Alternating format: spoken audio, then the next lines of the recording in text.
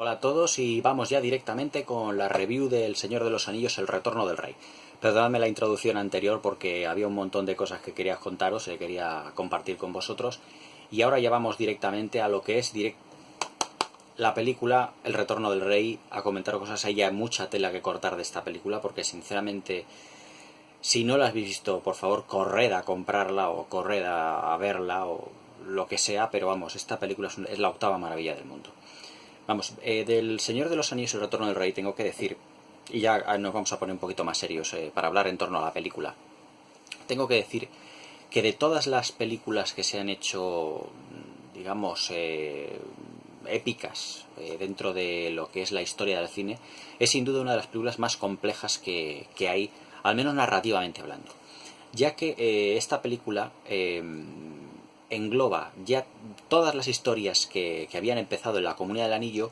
Tenemos que darle fin a todas ellas. Tenemos que darle ya un tratamiento en el que los personajes van a tener que llegar a su culmen, llegar a su... digamos a la parte final ya incluso en algunos de su existencia, y todo eso ahí tiene que darse con una carga dramática determinada. Tengo que decir que el Retorno del Rey multiplica la complejidad argumental que tuvo la Comunidad del Anillo, y también duplica la complejidad argumental que tiene El Señor de los Anillos, Las Dos Torres. Y no estoy hablando de complejidad en torno, digamos, a historias, sino a líneas narrativas. Me explicaré.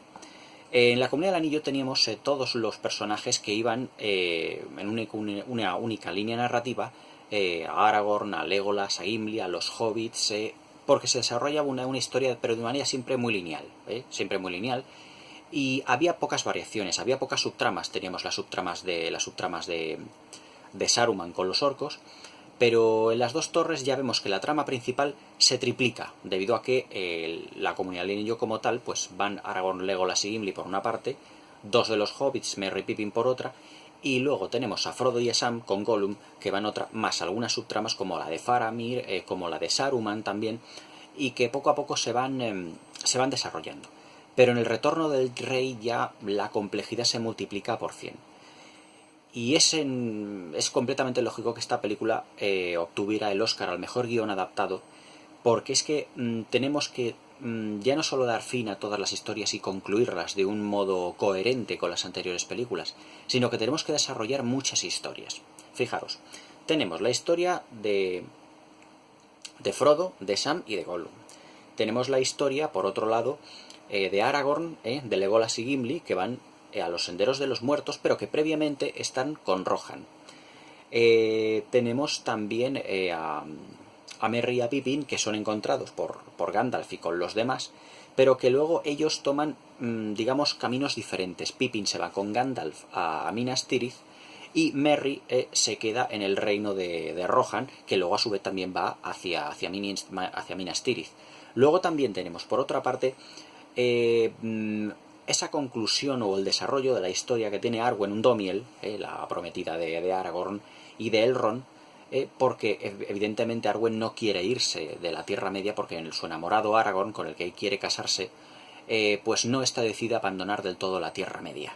Ahí tenemos otra línea narrativa. Y luego también las líneas narrativas de todo lo que son la aparición de los orcos, y un protagonismo muy especial de un personaje que es realmente fascinante dentro de lo que es el Retorno del Rey, que es ese orco que es el líder, el lugarteniente de los ejércitos de Mordor, y que tiene cierto aire, por ejemplo, a John Wayne, cuando aparece montado sobre ese huargo tan gigantesco, tan impresionante, con esa cara desfigurada, pero que tiene una mano, o que tiene un lado, como así decirlo, como paralizado. Tiene la mano que se la guarda así como en el pecho, luego no puede mover otra pierna, que está inmovilizado. Es decir, es un orco que ha sufrido 1001 batallas.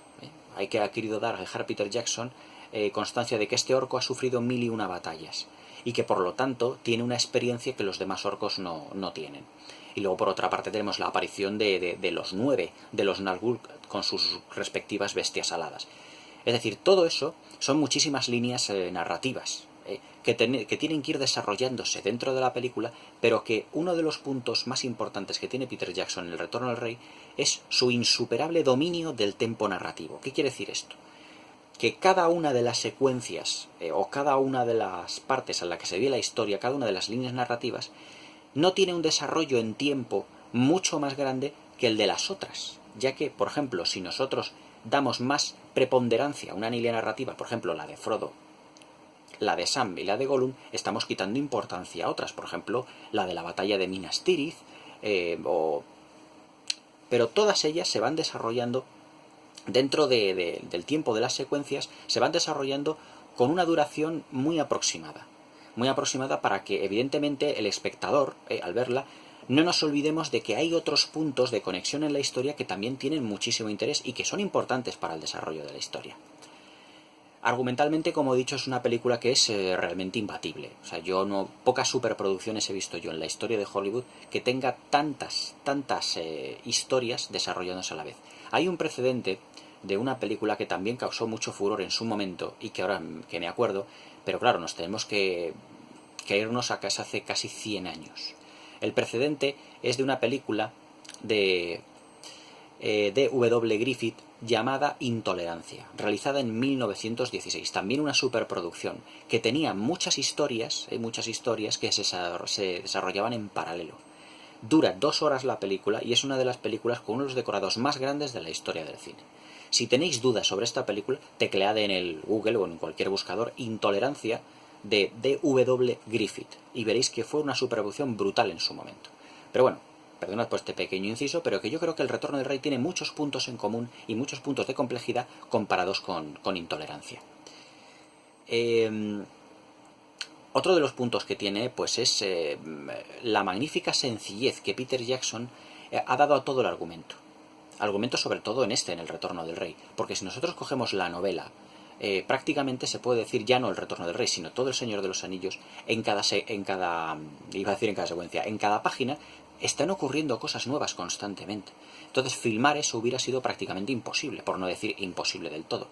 Entonces lo que Peter Jackson hace muy sabiamente es mantener la esencia del relato cogiendo los puntos de importancia fundamentales y todo lo que son o deberían de ser secuencias de relleno entre historia e historia que estén hilvanadas de tal manera que todo ello mezclado con un montaje muy fluido se nos haga la película ágil y dinámica, porque estamos hablando de una película de 200 minutos de duración, es mucha película para ver. Yo, desde que vi El Retorno del Rey, no he vuelto a ver una película de más de 2 horas y media, 2 horas y media, 2 horas 50, pero no he vuelto a ver una película de 3 horas en el cine. Puedo decir las películas del Hobbit, pero no llegaban a los 180 minutos ninguna de ellas. Pero esta película son 200 minutos, es una película realmente muy larga, una película río. Pero para que todo eso se nos haga lo más fluido, ágil y dinámico posible, Peter Jackson le da a los diálogos una sencillez que no venían en la novela original para que se nos hagan más llevaderos, pero que en ningún momento desentonan del resto de la película ni del resto de la trilogía. Por ejemplo, Las dos torres, en lo refiere a secuencias y a diálogos, es más solemne, pero El Retorno del Rey yo creo que es un poquito más llevadera. Es una película que, aunque tiene un caudaloso guión y una caudalosa duración, 200 minutos, no se hace en ningún momento pesada, ya que, al igual que Las dos torres, Peter Jackson está dirigiendo con un pulso extremo y con una precisión extrema cada minuto. Es decir, es como si Peter Jackson hubiera rodado esta película con una regla en la mano y un cronómetro en la otra, diciendo, esta secuencia está aquí, porque tiene que tener también prevalencia esta otra línea narrativa, porque tenemos que contar este hecho, porque lo que tenemos que hacer es acentuarnos más en este otro acontecimiento. Y la verdad es que todas las secuencias, en ese sentido, no duran tanto como para cansar al espectador, sino que tienen la duración exacta, una serie de minutos, lo que durasen, para mantener nuestra atención y también a su vez que no nos olvidemos de las historias y de las otras tramas y subtramas que se están desarrollando en la película. Es decir, el punto fuerte que tiene Peter Jackson en esta película, para mí, es el dominio del tiempo narrativo. Eso es realmente fundamental. Luego la película, al igual que Las dos torres, está, llena de interpretaciones maravillosas. O sea, sobre todo la de Sam Sagaz, es decir, Sean Astin, el compañero, el jardinero de Frodo. La verdad que aquí Sean Astin hace la interpretación, por así decirlo, cumbre, pues no voy a decir de la trilogía, porque Ian McKellen y Viggo Mortensen también están fascinantes, Pero en esta yo creo que el personaje de Sam, sobre todo en esa secuencia maravillosa, donde le dice Frodo a Sam, dice, mira Sam, cuando ya Gollum con el anillo le ha ido engañando, dice, no tienes que hacer nada aquí, por favor, vete. Creyendo que a lo mejor Sam también pudiera querer el anillo. Entonces el rostro de Sean Astin, cómo empiezan a caerle las lágrimas de pura tristeza, se le ve que llora de verdad, no es fingido, no son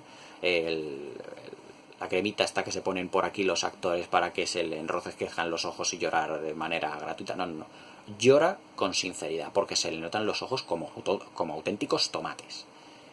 Cómo va perdiendo esa moral que tiene Sam cuando están subiendo las montañas de Mordor, antes de llegar al paso de ella la araña.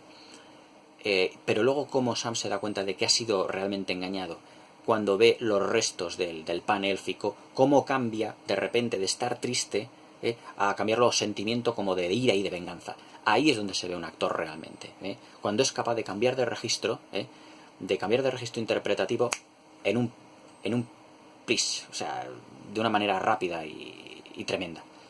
Yo creo que para mí ese es el momento cumbre interpretativo de la película. Luego todo son lo que son las secuencias finales con los hobbits llorando ante los puertos grises cuando Frodo se va con Gandalf y con los elfos, ¿sí? También es un momento realmente ya mítico porque es el final de la trilogía.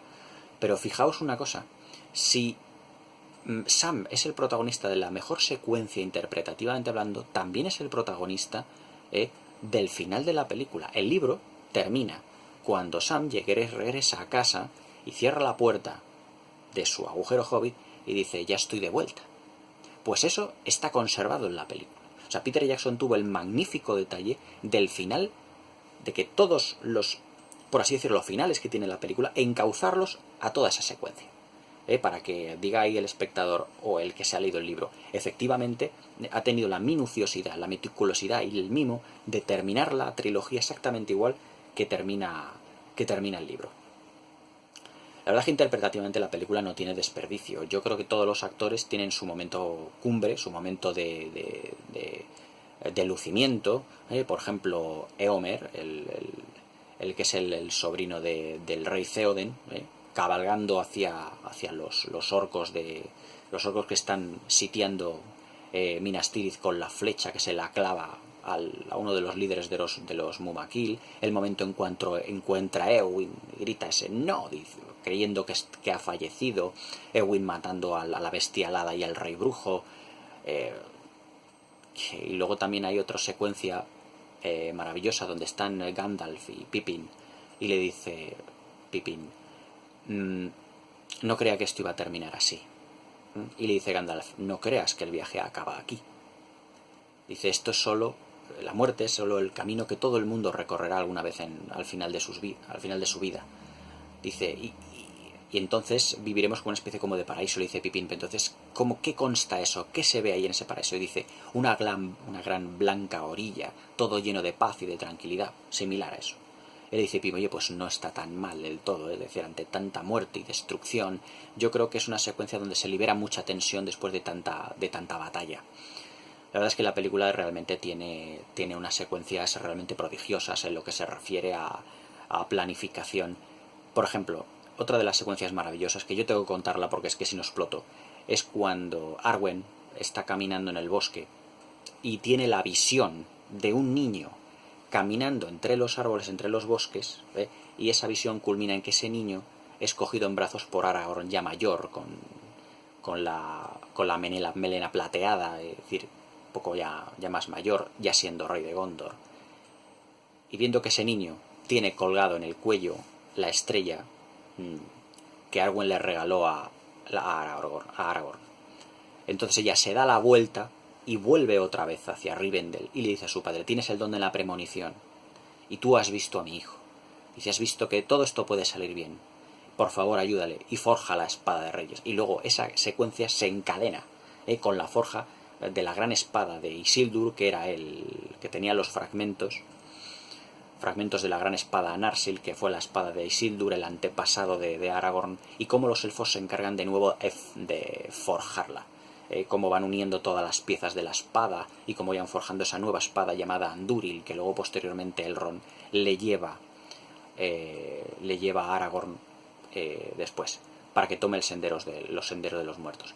La verdad es que la película, igual que Las dos torres, tiene secuencias brillantes, aunque puede que a lo mejor alguna secuencia no esté tan bien inspirada como en Las dos torres. Las dos torres yo creo que era una película más redonda en lo que se refiere a la inspiración y la planificación de algunas secuencias. Pero claro, El retorno del rey, al ser mucho más grandiosa, más épica, puede que a lo mejor lo enfocara desde otro punto de vista Peter Jackson. Aún así, es una película en lo que se refiere a Las dos torres más colorista. Tiene menos homogeneidad visual porque tiene una gran paleta de colores la película. Pero sinceramente se recupera mucho el espíritu aventurero que había tenido La Comunidad del Anillo. La Comunidad del Anillo era una película más de aventuras. La Dos Torres es una película más oscura, más dramática, más shakespeariana, como se había comentado en mi crítica anterior. Y El Retorno del Rey es aventuras, pero también con un gran trasfondo bélico. Porque aquí, si Las Dos Torres tiene el mejor asedio de la historia del cine, El Retorno del Rey tiene la mejor y más impresionante batalla de la historia del cine, que es el sitio de Gondor y la batalla de los campos del Pelennor, donde la inclusión de nuevas tropas constantemente de ambos bandos van cambiando el signo de la batalla y de la guerra a medida que se va complicando aquello. Es decir, la secuencia empieza con un asedio impresionante hacia Minas Tirith, de 200.000 orcos, con trolls de las cavernas. Con trolls de la caverna, pues si no a la luz del sol morirían. Los trolls de las montañas arrastrando unas increíbles torres de asedio, con los Nazgûl derribando los trabuquetes y las catapultas de Minas Tirith para que no puedan disparar. Todos los orcos como se van arremolinando, como los Nazgûl van cayendo directamente sobre Minas Tirith. Hay una secuencia en ese asedio que es realmente estupenda y que en planificación no tiene comparación, yo creo, que en la historia del cine. Y es cuando, por ejemplo, Peter Jackson decide poner una cámara, literalmente, una cámara en la cola de uno de las bestias aladas de los Nazgûl.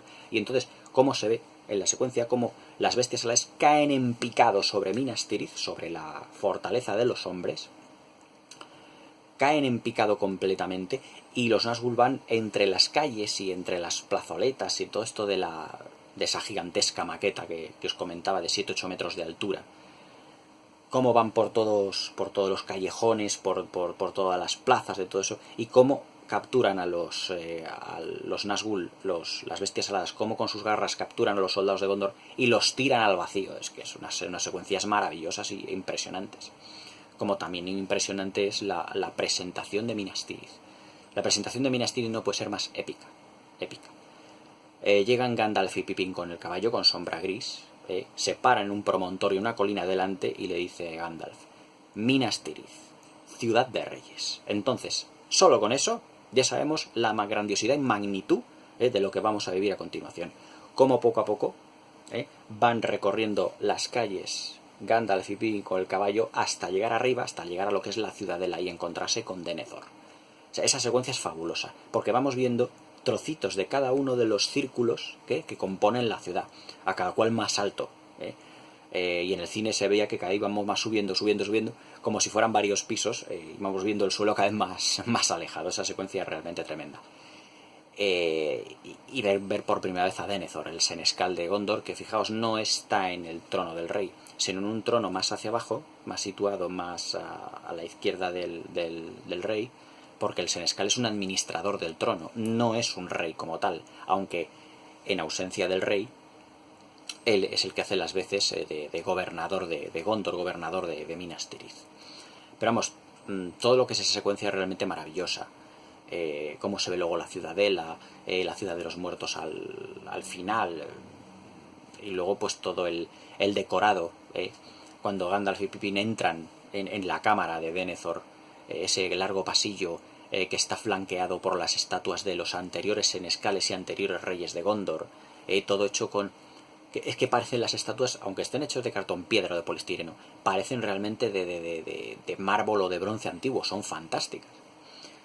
Es que la película está llena de secuencias realmente para quitarse el sombrero en todos los aspectos. puede que Denethor sea, que ya le habíamos visto en edición extendida de las dos torres, el personaje un poquito peor dibujado de toda la... más desdibujado de toda la trilogía, aunque vemos que efectivamente él está controlando los ejércitos completamente hasta que ve el ejército de orcos que se está extendiendo por la ciudad y que ahí decía tirar la toalla. Yo creo que en ese momento se le estallan los plomos y dice, hasta aquí hemos llegado. O sea, yo no voy a ser capaz de esto. Y que Gandalf está a su lado para decir, oye, tú apártate que ya me ocupo yo. Y de qué manera se lo dice. Coge el bastón, le golpea y le deja completamente noqueado. Muchos personajes también hay que son realmente fascinantes, como el personaje de Faramir, cuyo drama ya había empezado en las dos torres, pero que el drama culmina en esta película. Aquí Faramir, por ejemplo, ya se convierte en una figura trágica, y ya tan shakespeariana como pueda ser Theoden, el rey de Rohan, interpretado por Bernard Hill en las dos torres. Decide sacrificar su vida con tal de complacer a su padre, con todos esos caballos y todos esos jinetes que coge, 200 jinetes para intentar conquistar Osgiliath, que ya ha sido invadida por las tropas y por los orcos. Es otra secuencia de gran epicidad. Es decir, es que Faramir emprende una empresa que es completamente destinada al fracaso, porque 200 jinetes no van a poder contra miles de guerreros orcos armados y pertrechados hasta las cejas. Pero que también es una secuencia que además, si os fijáis en la película, se intercala con una en la que Denethor está comiendo, o sea, tranquilamente, reposado allí en la sala de su trono, etcétera, y él está tan tranquilo comiendo, mientras su hijo se está debatiendo por la vida y la muerte en el campo de batalla cerca de Osgiliath.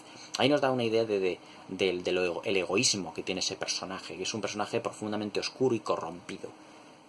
Tampoco deja que avise, Denethor tampoco deja que avise a Rohan, al rey Theoden, para que le venga en ayuda. Es un personaje muy egoísta, aunque Gandalf afortunadamente no le hace ni caso.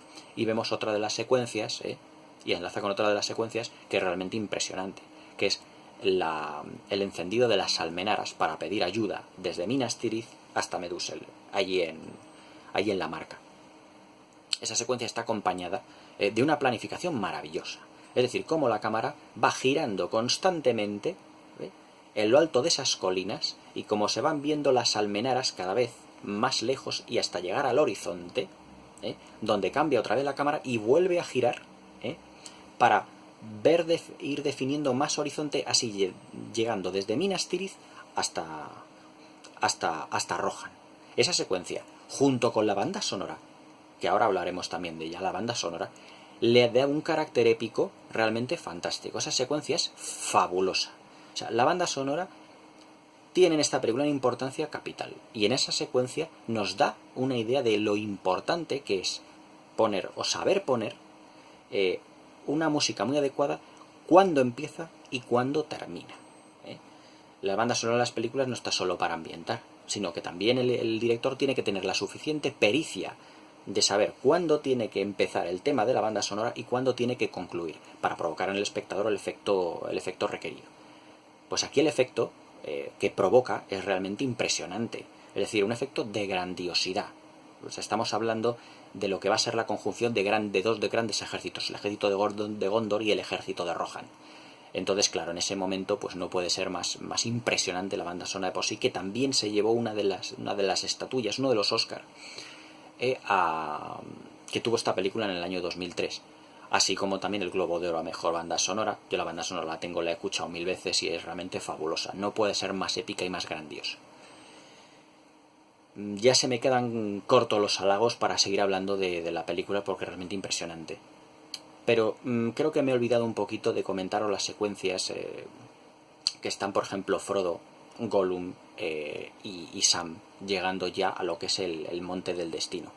Aquí en esta película, Gollum, aunque tiene bastante protagonismo, ya no nos causa el mismo impacto que tuvo en las dos torres, porque en las dos torres fue su presentación. Y aquí Gollum ya no tiene esas secuencias tan bien planificadas como en las dos torres, porque ya no hace falta presentar al personaje. O sea, ya el director se centra en otras cosas. Ya no se centra en Gollum, porque Gollum ya ha sido presentado, ya ha sido desarrollado, y solo queda ver cómo se va desarrollando su personaje hasta llegar al final, hasta el final, hasta que fallece. Pero sin duda otro de los protagonistas que tiene el retorno del rey es una araña gigante, se llama Ella la araña. En la versión original se llama Shelob, que es cuando Gollum engaña a Frodo metiéndose en unas cavernas, porque sabe que si es comido por Ella la araña gigantesca soltará el anillo y el anillo volverá a ser de propiedad de Gollum. Y no duda en llevarle de camino a esa zona. La verdad es que la araña está realizada con una meticulosidad y con un detallismo gráfico excepcional, realmente excepcional. Y muchas veces, viéndola en la gran pantalla en el cine, da incluso un poco de grima, porque su movimiento es excesivamente realista.